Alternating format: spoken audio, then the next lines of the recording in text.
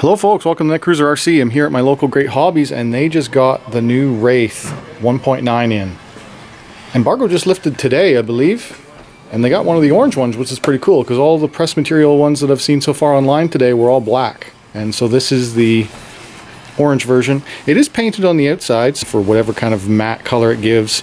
And then they're painting the inside silver so that if your paint does scratch off, you'll get a silver look to come through.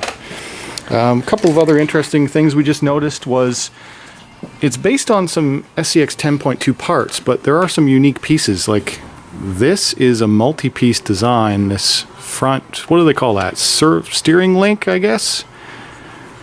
And it is multi-piece. I'm not entirely sure why. The chassis itself is all new.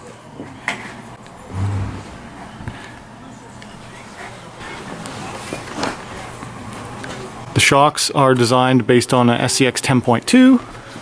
It's got the Wraith interior. The rear half is all based on a Wraith.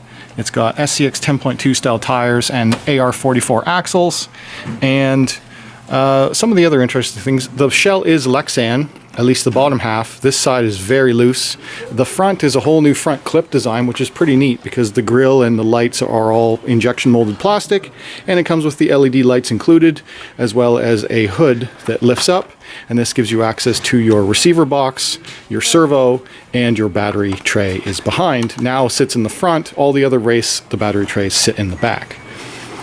The other unique new change, because now Horizon Hobby owns Axial, is they're now using their new smart plugs, the EC3 style smart plugs. So looks like a pretty neat design. We don't exactly know the price of it yet, but pretty exciting that there's now a 1.9 inch Wraith available. Cool.